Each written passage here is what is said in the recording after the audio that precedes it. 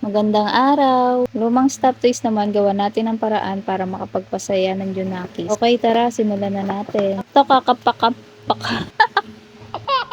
kakapakabit lang namin ng internet. Ayusin mo dila mo. Okay, kaya may ganito akong box. Uy, ayaw na ulitin. Okay na yun.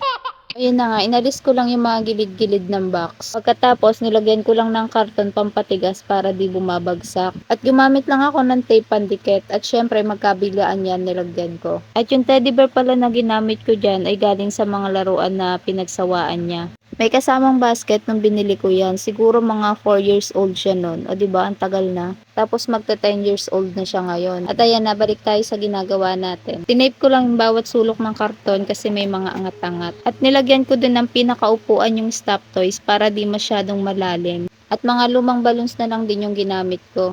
Kaya ayan, yung iba, ang bilis pumutok at yung iba naman may mga butas. Madalian ko lang din kasi itong ginawa at ayoko na rin lumabas para bumili pa ng mga balloon. Sa pa ayoko na rin gumastos kaya kung ano na lang yun nandito yun na lang yung ikakabit ko. Gusto ko lang siyang mapasaya at appreciation na rin dahil sa award na nakuha niya. Pero walang pressure na nagaganap para lang makakuha ng award. Masaya din kasi siya kapag may inaabot siya sa amin ng mga certificate dahil may nakuha siyang award. Nasa pinto pa lang yan, sasabihin niya na agad, Mami, Daddy, may bibigay ako sa inyo at iaabot niya ang certificate niya. Yes po, masaya kami. Pero hindi dahil sa certificate, masaya kami dahil masaya siya. Nakikita namin na nag-e-enjoy siya. At kung itatanong niyo po kung si Andre may award din siya, huwag niyo na pong tanongin. At ayan, dito na ulit tayo sa ginagawa ko. Dinikit ko na nga yung stop toys, tapos nakapagpalobo na rin ako ng mga balloons. At ito nga maya-maya dumating yung kapatid ko, may mga dalang chocolate. At naalala ko, Valentine's Day nga pala ngayon. E di double purpose na yung bigay ko kay Aryan. Sana all na lang nakakatanggap ng ganito karaming chocolate. Dahil Valentine's Day nga ngayon, kailangan din natin gawan si Andre. Ayoko naman ng may selos ang magaganda. Pero bago yan, dito muna tayo sa ginagawa ko kay Aryan. At ayan na nga yung box, binalutan ko lang ng kulay purple na colored paper. At habang nagpo-voice over ako, biglang lakas naman ng ulan.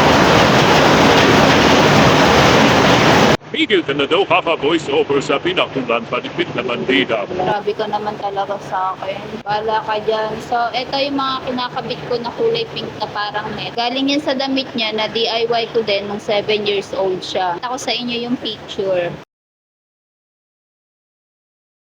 Ayan, ginawa ko lang din yung damit na yon. Hindi nga lang sana yung ilalagay ko dyan. Kaso di ba may dala si Giselle ng mga chocolate. Hiningi ko na lang at para mailagay ko dyan. Sabi ko sa kanya baka magkaroon na siya ng diabetes kapag kinain niya lahat ng mga chocolate na dala niya. At ayaw din naman niya maging diabetic kaya binigay na yung isang box ng Chocomucho. At dito nga sa part na to nagdidikit na ako ng chocolate. Gumamit lang ako dyan ng double-sided tape. O di ba yung Chocomucho umayon sa kulay ng ginagawa ko. Salamat sa mga nagbigay ng chocolate sa kapatid ko. Charis. At ayun nga, may nakita din akong kulay purple na ribbon, kaya nilagay ko na rin dyan. Dahil ang paborito ni Aryan na color ay purple and pink. At habang naglalaro si Andre sa labas, pinagawa ko na yung kapatid ko ng para kay Andre. At baka kasi dumating na si Aryan galing school, yung kay Andre hindi pa nagagawa. Ang gusto ko din kasi sabay maiaabot sa kanilang dalawa. Hindi ko na na-video yung paggagawa ng kay Andre at nagmamadali na rin kami. Sabi ko nga kay Giselle, simplihan niya na lang yung paggawa. Happy ka?